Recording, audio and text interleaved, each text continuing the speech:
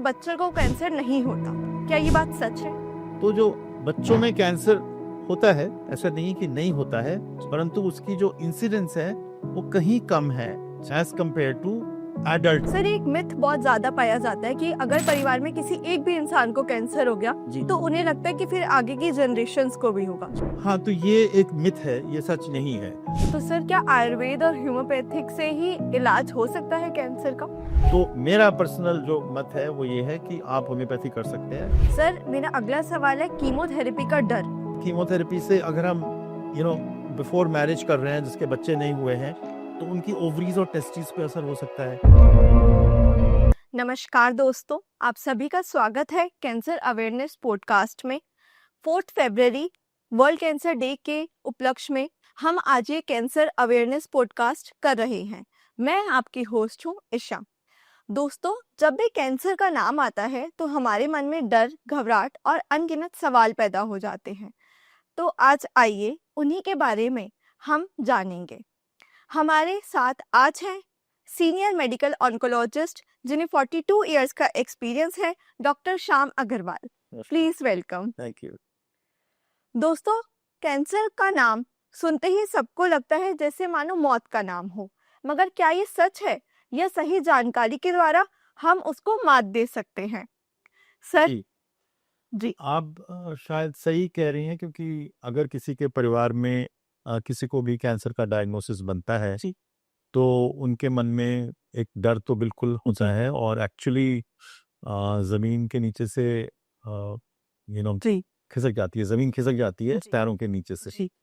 तो लेकिन ऐसा शायद पिछले कुछ वर्षों में ये कह सकते हैं कि सबके लिए करेक्ट नहीं है। जी। खास तौर पे अगर हम कैंसर को अर्ली स्टेजेस में डिटेक्ट कर लेंगे जी। तो क्योर रेट माने परमानेंटली जी। 80, 90, 95% लोग क्योर हो सकते हैं। जी। नंबर 1। नंबर 2, अगर किसी पेशेंट को कैंसर एडवांस स्टेजेस में भी पकड़ा जा रहा है तो उनको शायद आज इतना डरने की आवश्यकता नहीं है, जी। क्योंकि इतने ज्यादा इलाज आ गए हैं जिसमें कि operation, radiation, chemotherapy, targeted therapy, immunotherapy और एक लाइन नहीं मल्टीपल लाइंस जी। करते करते पेशेंट्स जो है 5, 10, 15, 20 साल depending upon the type of cancer एक बहुत अच्छी क्वालिटी ऑफ लाइफ को लीड कर सकते हैं। जी। तो मैं ये कहूंगा कि अगर किसी को कैंसर होता है तो आप डरे नहीं, आप अपने मन में विश्वास पैदा करें कि मुझे इसको लड़ना है और इसको हराना है। तो जब वो डिटर्मिनेशन आएगी तो आपका आउटकम बहुत अच्छा हो। जी। जैसे कि डॉक्टर साहब ने बताया, आज उन्हीं से हम कुछ सवाल करेंगे और जितने भी मिथ्स जो लोगों के मन में हैं उनको हम बर्स्ट करेंगे। तो सर, मेरा आपसे सवाल है कि आजकल बहुत सुना जाता है कि बच्चों को कैंसर नहीं होता। क्या ये बात सच है? देखिए, जो इंसिडेंस ऑफ कैंसर है वो जैसे जैसे हम लोगों की उम्र बढ़ती है जी। तो वो बढ़ता है, क्योंकि जीन्स में जो वेरिएशंस आती हैं जिसकी वजह से कैंसर होता है वो 30-40 साल की उम्र से यूजुअली होते हैं।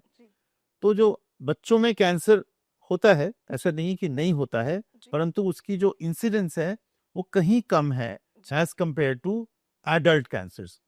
और कैंसर एक, हम अभी भी यही कहते हैं अपने मरीजों को या जो भी हमसे मिलते हैं, it is like an accident जो कि किसी की भी जिंदगी बदल सकता है। क्योंकि जब भी कैंसर होगा तो उसका इलाज तो करना होगा।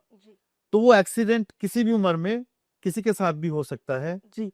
कारण भी हमें शायद उतने पता नहीं है, खासतौर पे बच्चों में। जी। लेकिन अच्छी बात बच्चों में ये है कि जितने भी कैंसर्स बच्चों में होते हैं उनकी क्योर रेट जी। 70, 80, 90% की रेंज में है। माने कि वो उनका इलाज अगर ठीक से किया जाएगा तो 100 में से 80-90% बच्चे परमानेंटली ठीक होके एक नॉर्मल लाइफ को लीड करेंगे। जी। तो बच्चों में कैंसर से हम उतना नहीं डरते हैं जितना शायद कि एडल्ट्स में डरते हैं। जी। सर, मेरा दूसरा सवाल है, बच्चों में कौन कौन से प्रकार के कैंसर पाए जाते हैं और इनसे जुड़ने के लिए, जैसे कुछ लोग बहुत ज़्यादा डर जाते हैं कि हमारे बच्चे को कैंसर हो गया, तो उसके लिए वो क्या क्या तरीके अपना सकते हैं या किस तरीके से वो आगे इलाज के लिए आ सकते हैं? देखिए, बच्चों में 4-5 मुख्य कैंसर होते जी। हैं। एक तो acute leukaemia, particularly lymphatic leukaemia, जो कि 2 से 5 साल के बच्चों में होता है। दूसरा हॉजकिन्स लिम्फोमा, जो कि एडोलेसेंट्स के अंदर 10-15 साल के बच्चों में काफ़ी होता है। तीसरा किडनी का कैंसर जी, जो कि विल्म्स ट्यूमर बोलते हैं, जी, ब्रेन में मेडुलोब्लास्टोमा। तो ये 4-5 किस्म के हड्डियों के कैंसर जी, होते हैं, परंतु जैसे मैंने बताया कि इनके ठीक होने की संभावना इलाज से, चाहे उसमें ऑपरेशन है, चाहे कीमोथेरेपी है, रेडिएशन है, और ये मल्टीडिसिप्लिनरी अप्रोच होती है, क्योर की संभावना बहुत ज़्यादा है। जी। सर, युवा पुरुषों में बहुत ज़्यादा कैंसर पाया जाता है आजकल अगर हम देखें, जी। तो उनके लिए आप क्या कहेंगे? तो अब ये एक बहुत ही इम्पोर्टेंट सवाल आपने रेज जी, किया है कि युवाओं में कैंसर हो रहा है। जी, अभी मैंने जैसे बताया कि मोस्टली जो कैंसर्स हैं वो 40 इयर्स एंड बियॉन्ड होते हैं, जी, लेकिन इंडिया में भी और विदेशों में भी जी, अब जो नए आंकड़े आ रहे हैं जी, उसमें यंग कैंसर्स मीन्स जी, 25 साल में, 30 साल में, खास तौर पे महिलाओं में ब्रेस्ट कैंसर, जी, और पुरुषों में और लेडीज में भी कोलन कैंसर, इंटेस्टाइन का कैंसर, जी, इन दोनों की जो इंसिडेंस है वो जी, बढ़ रही है, और अगले कुछ वर्षों में इनके बढ़ने की आशंका है। जी, तो ये क्यों हो रहा है कि भाई यंग लेडीज में ब्रेस्ट कैंसर हो रहा है और इंटेस्टाइन के कैंसर हो रहे हैं? जी, तो एग्जैक्ट कॉज कैंसर का मालूम नहीं है, लेकिन ये माना जाता है कि कैंसर जो हैं वो लाइफस्टाइल डिजीज हैं।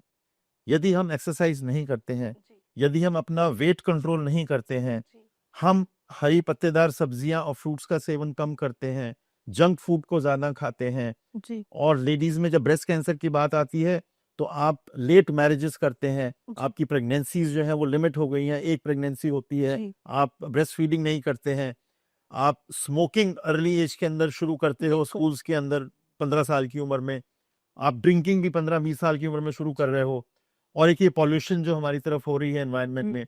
तो ये कुछ रिस्क फैक्टर्स हैं जिनकी वजह से ये माना जा रहा है कि यंग एज में कैंसर्स बढ़ रहे हैं, जी, और आगे भी बढ़ने की उम्मीद है।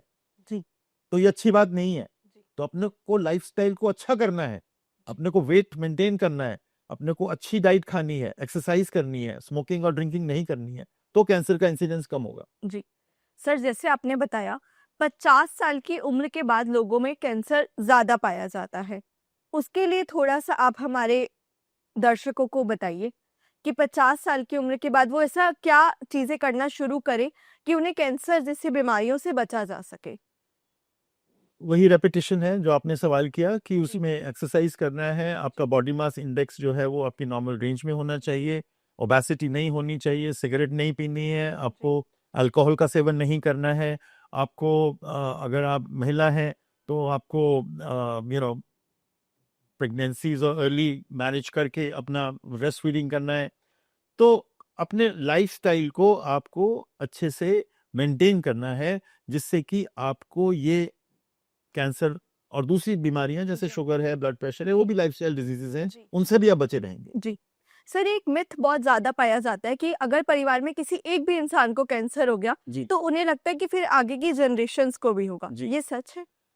हाँ, तो ये एक मिथ है, ये सच जी, नहीं है, क्योंकि अगर किसी भी कम्युनिटी में बिल्कुल। 100 कैंसर होते हैं, जी, तो उनमें केवल 5% कैंसर, या 100 में से 5 ऐसे होंगे जी, जिनके की परिवार में उनकी पीढ़ी के अंदर कैंसर पाया जाएगा। जी, 95% ऑफ द कैंसर्स ऐसे होते हैं जो कि केवल एक ही होता है अपने परिवार में। जी, तो क्योंकि वो हम अपने लाइफस्टाइल से, पॉल्यूशन से, और इन सब जो कि चीजें प्रचलित हैं बिल्कुल। उनसे हो रहा है। तो ऐसा नहीं है कि कैंसर एक हेरिडिटरी डिजीज है, वो जी, केवल 5% में है। लेकिन अब ये जो चीजें करते हैं हम लोग या हो रही हैं, जी, कैंसर एक जेनेटिक डिजीज भी है, जी, जिसमें इसमें आपको समझना पड़ेगा कि हेरिडिटरी से जो जीन खराब होते हैं उनसे भी कैंसर होता है, लेकिन वो 100 में से 5। लेकिन बाकी जो जीन्स खराब हो रहे हैं वो ये लाइफस्टाइल में जो डेविएशन हो रही है उसकी जी, वजह से कैंसर्स हो रहे हैं, लेकिन सारे कैंसर्स जीन्स में खराबी होने से होते हैं। जी, तो ये समझने की बात है हम सबके लिए। जी। सर, मेरा अगला सवाल है कीमोथेरेपी का डर। लोगों में बहुत ज़्यादा पाया जाता है, मैंने कीमोथेरेपी करवा ली तो हेयर लॉस हो जाएगा, हेल्थ लॉस हो जाएगा, इश्यूज़ हो जाएँगे। प्लीज़ उनके बारे में थोड़ी तो जानकारी पहले दीजिए। तो अपने को ये समझना है कि कीमोथेरेपी 1940 में पहली बारी आई, जी, मीथोट्रेक्सेट जी, नामक दवाई थी, और अब हमारे पास लगभग 100 से भी ज्यादा कीमोथेरेपी की दवाइयां हैं। जी, टारगेटेड दवाइयां, इम्यूनोथेरेपी दवाइयां अलग है। जी, और कीमोथेरेपी से पहले हम लोग बहुत भयभीत होते थे, जी, क्योंकि जैसे आपने कहा कि कीमोथेरेपी डिस्टिंग्विश नहीं करती है कैंसर सेल्स के बीच में और नॉर्मल सेल्स के बीच में। तो वो नॉर्मल सेल्स को मारती है, जैसे बाल उड़ जाते हैं, आपका जो खून बन रहा है, आपका हीमोग्लोबिन कम होना, जी। WBC काउंट कम होना, प्लेटलेट्स कम होना। जी। और एक और इम्पॉर्टेंट चीज है, जैसे कि कीमोथेरेपी से अगर हम बिफोर मैरिज कर रहे हैं, जिसके बच्चे नहीं हुए हैं, तो उनकी ओवरीज और टेस्टिस पे असर हो सकता है। तो कीमोथेरेपी एक इशू तो है, नो डाउट अबाउट इट, लेकिन अब हम सपोर्टिव केयर आ गई। उल्टी बहुत ज्यादा हुआ करती थी आज से 20 साल पहले, 25 साल पहले जब हमने कीमोथेरेपी शुरू करी थी। अब उल्टी रोकने की इतनी अच्छी दवाएं आ गई हैं कि 95% लोगों को कीमोथेरेपी लगाने के बाद उल्टी नहीं होती। जी। बालों की जहां तक बात है, स्कैल्प कूलिंग मशीन्स आ गई हैं जो हमारे हॉस्पिटल में भी हैं, और अगर हम उसका इस्तेमाल करें तो 100 में से 50-60% पेशेंट्स के बाल नहीं जाते। ब्रेस्ट कैंसर की लेडीज हैं, ओवरी कैंसर की लेडीज हैं, तो वो बाल भी हम बचा सकते हैं। जी। हीमोग्लोबिन कम होना, TLC कम होना, प्लेटलेट्स कम होना, उनकी भी रोकथाम के लिए हमारे पास कुछ इंजेक्शंस और गोलियां आ गई हैं। यदि हम पहले ही उनको दे दें जी। तो वो साइड इफेक्ट्स भी उनके नहीं होते हैं। जी। जहां तक की बात है कि रिप्रोडक्शन की कि ओवरीज और टेस्टिस पे असर हो रहा है, तो कीमोथेरेपी लगाने से पहले हम उनके ओवा या स्पर्म्स को प्रिजर्व कर लेते हैं। यदि उनके ऊपर कोई असर आए तो वो जो प्रिजर्व किए हुए हैं, फ्रीज किए हुए हमारे स्पर्म है या ओवा है, उनका हम बाद में इस्तेमाल कर सकते हैं। जी। तो लेकिन फाइनली ये कहना चाहूंगा कि कीमोथेरेपी से पहले से आसान हुई है। जी। पहले काफी प्रोटोकॉल्स ऐसे थे जिसमें कि 3-3 हफ्ते में दवाइयां देते थे। अब उन्हीं दवाओं को अगर हम डिवाइड करके 3 बारी दें, महीने में 3 बारी दें, तो साइड इफेक्ट्स कम होते हैं। तो कीमोथेरेपी से इतना डरने की बात नहीं है। अगर 3 हफ्ते वाली कीमो करते भी हैं तो 4-5 दिन उनको साइड इफेक्ट होते हैं, उसके बाद वो रिकवर हो जाते हैं। और फाइनली जो भी साइड इफेक्ट्स हुए हैं, बाल उड़ना, खून की कमी होना, जब कीमो बंद होगी, क्योंकि नॉर्मली कीमो 5-6 महीने होती है, वो सब रिवर्सिबल होते हैं। उसके बाद पेशेंट्स ठीक हो जाते हैं। जी। सर, जैसे आपने बताया कि इतना कुछ आपसे हमें जानने को मिला, उसी के बारे में थोड़े से और सवाल है कि कुछ मिथ है लोगों के पास जी, sure. कि चीनी खाने से कैंसर का में प्रॉब्लम आती है। तो ये एक बहुत बड़ी हाँ। इशू है जो कि हम डे टू डे फेस कर रहे हैं अपनी हाँ। प्रैक्टिस में। जो जिन पेशेंट्स को कैंसर की डायग्नोसिस बन जाती है, जी। तो वो हमारे पास आते हैं कि हमें गूगल में देखा कि अगर हम चीनी खाएंगे तो हमारा कैंसर बढ़ जाएगा। जी। यदि हम वाइट प्रोडक्ट्स का इस्तेमाल करेंगे, बिल्कुल। जिसमें दूध है, दही है और ऐसे वाली चीजें हैं, तो उनको इस्तेमाल करने से कैंसर बढ़ जाएगा। तो ये मिथ है। तो हम हमारी बुक्स में या हमारी रिसर्च में ऐसा नहीं लिखा है कि कैंसर होने के बाद अगर आप white products including milk, including sugar को अगर आप हटा देंगे तो कैंसर नहीं होगा। तो हम नहीं समझते कि ये बात हमारी किताबों में लिखी हुई है। सर, आपके हिसाब से हेल्थ इंश्योरेंस जरूरी है?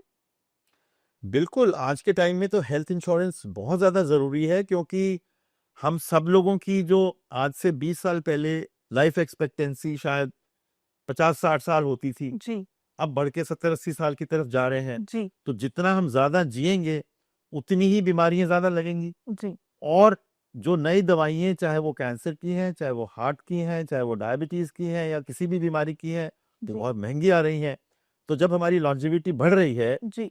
तो इलाज भी महंगे हो रहे हैं, बीमारियां भी ज़्यादा हो रही हैं। तो जी। यदि आप इंश्योरेंस नहीं कराएंगे, तो हम्म। अपना इलाज आप करा तो सकते हैं। अगर आप मुकेश अंबानी या आदित्य बिरला हैं, तो आपके पास पैसे की कमी नहीं है। बिल्कुल। अगर आप वो नहीं है, तो आपको इंश्योरेंस करानी चाहिए, ताकि ये 2-2, 3-3, 4-4 लाख के जो इलाज रहते हैं, वो इंश्योरेंस के जरिए आपको मिल पाए। जी। तो सर, क्या जब हम इंश्योरेंस करवाते हैं, जैसे कैंसर इंश्योरेंस करवाते हैं, तो किन किन बातों का हमें ध्यान रखना चाहिए? हाँ, तो ये एक इम्पॉर्टेंट इशू है, क्योंकि कैंसर की जो दवाइयाँ हैं या जो जी। इलाज हैं, जी। वो अभी काफ़ी महंगे हैं। जी। और नई-नई दवाएँ जो आ रही हैं, वो बहुत महंगी है। एक तो आपकी जो टोटल अमाउंट ऑफ इंश्योरेंस जी। कवर्ड है, उसके बारे में आपको डिस्कशन होना चाहिए। सिर्फ 5 लाख रुपए की इंश्योरेंस शायद कैंसर के पूरे इलाज के लिए सफिशिएंट नहीं है। जी। 20, 25, 30 लाख इस रेंज के अंदर आपको मिनिमम इंश्योरेंस करानी चाहिए। दूसरा ये है कि उसमें आपका लॉक इन पीरियड क्या है, कि आपने आज अगर आपने इंश्योरेंस कराई है, तो आपका इंश्योरेंस कब से आप एलिजिबल हो जाएंगे। तो वो आपको देखना है कि उसका लॉक इन पीरियड 6 महीने है, 1 साल है। So depending on the age you can decide कि आपको कितना लॉक इन पीरियड चाहिए। और तीसरी इंश्योरेंस में जो हम देख रहे हैं, कुछ दवाइयाँ जो नई आती हैं, जैसे इम्यूनोथेरेपी है या एंटीबॉडी ड्रग कॉन्जुगेट्स हैं, कुछ इंश्योरेंस की कंपनी उनको कवर नहीं करना चाहती हैं क्योंकि वो महंगी हैं। तो ये बात आप शुरू में इंश्योरेंस वालों से क्लियर करें कि जो महंगी नई दवाइयाँ आएंगी उनका भी उनको उपलब्ध होना चाहिए इंश्योरेंस कवरेज। तो ये बहुत इंपॉर्टेंट बात है। हालांकि हमारे पास बहुत पेशेंट्स ऐसे हैं जिनको कि इंश्योरेंस वालों ने मना कर दिया, जी तो हमने फिर उनको बोला कि तुम कंज्यूमर कोर्ट में जाओ और क्लेम करो, और कंज्यूमर कोर्ट ने उनको बेनिफिट दिया। लेकिन अगर पहले से ये बात क्लियर हो जाए तो आपको कंज्यूमर कोर्ट की तरफ जाना नहीं पड़ेगा। जी बिल्कुल। सर जैसे आपने बताया, तो क्या वाकई डाइट से, सिर्फ डाइट से हम लोग अपना कैंसर का इलाज कर सकते हैं? सिर्फ डाइट से मेरा ख्याल से तो कैंसर का इलाज नहीं हो सकता है, जी क्योंकि नेचुरोपैथी है या जी और दूसरी पैथीज हैं जो कि डाइटरी रिस्ट्रिक्शंस लगाती हैं। जी तो ऐसी मेरा ख्याल से स्टडीज पब्लिश नहीं है कि आप डाइट कंट्रोल से ही सब कैंसर्स को हरा पाओगे। तो हम उसके बारे में ज़्यादा कमेंट नहीं करेंगे। जी लेकिन हमारी जो नॉलेज है, हमारी जो एलोपैथी है, उसमें ऐसा नहीं है कि स्टारवेशन से या डाइट को कम करने से कैंसर मर जाएगा। नो। जी। सर तो क्या बायोप्सी से कैंसर फैलता है? हाँ, तो ये एक बहुत बड़ा मिथ है जो कि रोज हमारे पास पेशेंट्स आते हैं जिनको कि मान लीजिए कोई ब्रेस्ट में गांठ हुई या उनके मुंह में छाला हुआ, तो आपको ये बड़ा क्लियरली हम बोलते हैं कि पहले तो हम उनके इमेजिंग करेंगे, जैसे मैमोग्राफी है, सीटी स्कैन है या एमआरआई है, डिपेंडिंग अपॉन द केस। लेकिन किसी भी इमेजिंग मोडालिटी से आपको कैंसर की कंफर्मेशन नहीं होगी। कैंसर की कंफर्मेशन के लिए बायोप्सी, नीडल टेस्ट, एफएनएसी करना ही पड़ेगा। जब तक आप उस मरीज के शरीर से बायोप्सी में वो सेल्स नहीं देख लेंगे, कैंसर की डिक्लेरेशन नहीं होगी। और ये मिथ है कि वो नीडल लगाने से कैंसर फैल जाएगा। नो। लेकिन अगर आपका कैंसर डायग्नोज ही नहीं होगा तो आप इलाज कैसे कराओगे? जी तो उससे आप नहीं डरे। दूसरा मिथ क्या है कि अगर किसी को कैंसर है तो हम कहते हैं कि इसका ऑपरेशन करो, डिपेंडिंग ऑन द स्टेज। तो जी कुछ लोगों में ये डर है कि अगर मैं छुरी लगवा लूंगी या लगवा लूंगा तो मेरा कैंसर फैल जाएगा। ये बहुत बड़ा मिथ है। तो जितने भी कैंसर्स होते हैं, चाहे वो इंटेस्टाइन का कैंसर है, चाहे वो स्टमक का कैंसर है, चाहे वो किडनी का कैंसर है, ब्रेस्ट कैंसर है, ओरल कैंसर है, अगर वो लोकलाइज्ड है तो ऑपरेशन उसका फर्स्ट ट्रीटमेंट होता है बाय एंड लार्ज। जी तो जब तक आप, और ऑपरेशन करने के लिए तो छुरी लगानी पड़ेगी, बिल्कुल। तो आप उस मिथ को भूल जाइए। उसके में आप डर जाएंगे, बायोप्सी से डर जाएंगे, सर्जरी से डर जाएंगे, तो कैंसर आपको नहीं छोड़ेगा। जी कैंसर बढ़ता ही जाएगा और उसकी फैलने की ताकत है। उसको गांठों में फैलना है, उसको शरीर में फैलना है। और जब आप फैल जाएगा कैंसर तो आप लेट जाओगे। अर्ली स्टेज में तो आप घूम रहे हो, जी आपका क्योर रेट 90% है। लेट स्टेजेस में तो क्योर रेट नहीं है, सिर्फ जिंदगी बढ़ाने की बात है मोस्ट ऑफ द कैंसर्स के अंदर। जी तो ये एक मिथ को हमें बर्स्ट करना है कि जी। बायोप्सी करने से, सर्जरी करने से कैंसर नहीं फैलता। तो सर क्या आयुर्वेद और होम्योपैथिक से ही इलाज हो सकता है कैंसर का? देखिए, अगेन ये डिफरेंट पैथीज हैं, होम्योपैथी है, आयुर्वेदिक है, तो हम उस पर कमेंट नहीं करते हैं। लेकिन हम, बहुत सारे मरीज हमसे पूछते हैं कि हम आपके इलाज के साथ उन पैथीज को कर सकते हैं। तो मेरा पर्सनल जो मत है वो ये है कि आप होम्योपैथी कर सकते हैं, लेकिन हमारे इलाज और हमारी गाइडलाइंस, हमारी जो एडवाइस है डाइट के बारे में, हाई प्रोटीन डाइट के बारे में, वो आप ले। आयुर्वेदिक के अंदर हम कहते हैं कि आप लोग हर्बल ले लीजिए, परंतु ऐसे भस्म या ऐसे वाली चीजें मत लीजिए। जी। तो मना नहीं करते हैं, लेकिन हम हमारी पैथी के साथ आप कर सकते हैं। सर जिन नॉन स्मोकर्स को कैंसर होता है, उनके लिए आप क्या कहेंगे? देखिए, हाँ, ये सवाल है कि तंबाकू का इस्तेमाल, जी चाहे वो हम मुंह में रख रहे हैं, चाहे उसको स्मोक कर रहे हैं, बीड़ी, सिगरेट, हुक्का, सिगार वगैरह, जी उनमें कैंसर का इंसिडेंस बढ़ता है। जी तो अब ये देखा जा रहा है पिछले 20 एक वर्षों में कि नॉन स्मोकर्स हैं, महिलाएं हैं, उनको भी लंग कैंसर की इंसिडेंस बढ़ रही है। जी तो ये फिर हमारा लाइफस्टाइल के ऊपर बात आ गई, पॉल्यूशन के ऊपर बात आ गई कि क्यों इस तरह से कैंसर्स बढ़ रहे हैं। परंतु ऐसा नहीं है कि सब स्मोकर्स को कैंसर होगा जी या सिर्फ नॉन स्मोकर्स को होगा। तो cancer is like an accident, जी तो वो किसी को भी होता है। लेकिन smoking is a predisposing factor, जी drinking is a predisposing factor, जी obesity is a predisposing factor. जी तो जिनसे आपका कैंसर का इंसिडेंस बढ़ता है उनको तो आप हटाओ, जी तब तो ठीक है। उसके बाद तो फिर एक्सीडेंट है तो वो तो मैं सड़क पर चल रहा हूँ तो मुझे गाड़ी कोई भी मार सकती है। जी। यही कैंसर की स्टोरी है। सर ये एक बहुत बड़ा मिथ है कि कैंसर में चाय नहीं पीनी चाहिए या कैंसर में नॉनवेज नहीं खाना चाहिए। नहीं, ऐसा कुछ नहीं है हमारी अच्छा में, तो प्लीज ऐसा वो मेरे ख्याल से तो नॉर्मली जो हमारे कीमोथेरेपी के पेशेंट्स होते जी हैं, क्योंकि आई एम अ कीमोथेरेपिस्ट, तो पेशेंट्स को, क्योंकि कीमोथेरेपी से साइड इफेक्ट्स होते हैं जिनमें कि उनका खून नहीं बनता, तो उसको कवर करने के लिए, उसको काउंटर करने के लिए उनको हाई प्रोटीन डाइट लेना है, जिसमें कि एग्स हैं, मिल्क प्रोडक्ट्स हैं, दालें हैं, प्रोटीन सप्लीमेंट्स हैं एंड नॉन वेजिटेरियन फूड है। तो हम लोग इनकरेज करते हैं जिन पेशेंट्स को कीमो हो रही है, जब एक बारी कीमो खत्म हो गई उसके बाद आप एक नॉर्मल इंसान हो गए, उसमें एक बहुत बड़ी प्रिकॉशन है कि आपको वेट गेन नहीं करना है और आपको एक स्ट्रक्चर्ड एक्सरसाइज करनी है। तो ये दो इश्यूज बहुत इंपॉर्टेंट समझ में आ गए हैं साइंस में, रिसर्च के जरिए, कि यदि आप एक्सरसाइज नहीं करेंगे अपना कीमोथेरेपी खत्म करने के बाद और अपना वेट बढ़ने देंगे, तो आपके कैंसर के रिलैप्स की संभावनाएं बढ़ रही हैं। तो देयरफॉर आपको अपना एक संतुलित जीवन व्यतीत करना है एक्सरसाइज और मोटापे को ध्यान में रखते हुए। सर, एक ना बहुत बड़ा सवाल है, आजकल हर किसी के पास मोबाइल है और हर कोई इंटरनेट यूज करता है। तो जैसे अभी एक लास्ट हमने सुना था कि रेडिएशन से भी कैंसर होता है, इज दिस ट्रू? नहीं, रेडिएशन जो, जैसे आप मशीन पे जाते हैं, एक्सरेज वाली मशीन पे जाते हैं या सीटी स्कैन वाली मशीन पे जाते हैं, उनकी रेडिएशन अलग होती है। ठीक है। तो वो एक लिमिटेड क्वांटिटी में होनी चाहिए एज पर गाइडलाइंस, और उसकी काफी सेफ्टी लिमिट है। ऐसा नहीं है कि आपने एक कैट स्कैन करा लिया तो आप दोबारा 10 साल में नहीं करा सकते।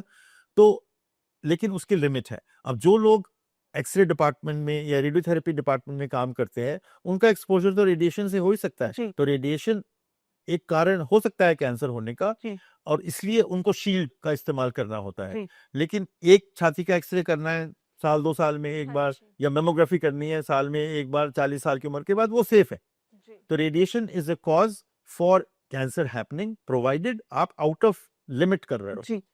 और जहां तक कि फोन की आपने बात करी है, तो वो एक अनप्रूवन मिथ ही रहा अभी तक। कुछ मैग्नेटिक रेज या इलेक्ट्रोमैग्नेटिक रेज उसमें से निकलती हैं, आप कान पे बहुत समय के लिए सुनते हो। तो कुछ पेपर्स ऐसे आए थे कि आपको ब्रेन ट्यूमर, या अगर आप लैपटॉप में रख रहे हैं तो टेस्टिकुलर ट्यूमर, ऐसे कुछ स्टडीज आई थी। लेकिन ये प्रूव नहीं हो पाया कि टेलीफोन, खासतौर पे ये जो सेल फोन है जो जिसमें कि इंटरनेट और वो सब है, तो उनसे कैंसर का जो इंसिडेंस है वो बढ़ता है। तो ऐसा प्रूव नहीं हो पाया अभी तक आज के साइंस में। बहुत बहुत धन्यवाद सर आपका। जितने भी हमारे दर्शक सर को देख रहे हैं, मैं आशा करती हूँ सभी को बहुत कुछ जानने को मिला होगा। सर, अंत में आप प्लीज हमारे दर्शकों के लिए एक अंतिम संदेश दे दीजिए। संदेश यही है कि यदि आप कैंसर से जूझ रहे हैं या कैंसर का डायग्नोसिस हो जाता है, तो उससे डरे नहीं। अपने डॉक्टर्स और डॉक्टर्स की टीम पे पूरा संपूर्ण विश्वास रखें। और टेक्नोलॉजी इतनी एडवांस हो गई है, या तो आपके कैंसर को अर्ली स्टेज में वो क्योर कर देगी, और यदि क्योर नहीं हो पाएंगे तो आपकी जिंदगी को वो अच्छी क्वालिटी देंगे, लॉन्जिविटी देंगे। परंतु उसके लिए आपको कॉन्फिडेंट होना है, डिटर्मिन्ड होना है, और अपनी टीम के ऊपर विश्वास करके उनके संग चलना है। हाँ जी, धन्यवाद। इसी को कंटिन्यू करते हुए आज हमारे साथ है मिस आरती मेहरोत्रा, कंसल्टेंट ऑन्कोलॉजिस्ट। मैम, आज हम आपसे सिर्फ एक ही सवाल जानना चाहेंगे कि ये एक मिथ है या एक फैक्ट है कि वैक्सीनेशन लगाने से साइड इफ़ेक्ट्स होते हैं और लोग उनके साइड इफ़ेक्ट्स के डर से ही वैक्सीनेशन नहीं लगवाते हैं। वैक्सीनेशन का मूल आधार यही है कि हम प्रिवेंट करें कैंसर को। कुछ साइड इफेक्ट जैसे बुखार या दर्द होना इंजेक्शन साइट पे, ये कॉमन चीज़ है जिसको एक नॉर्मल क्रोसिन से मैनेज करा जा सकता है। But more importantly what is कि हम एक्चुअल में सर्वाइकल कैंसर को प्रिवेंट करें, जो हमारी कंट्री में नंबर 1 कैंसर था।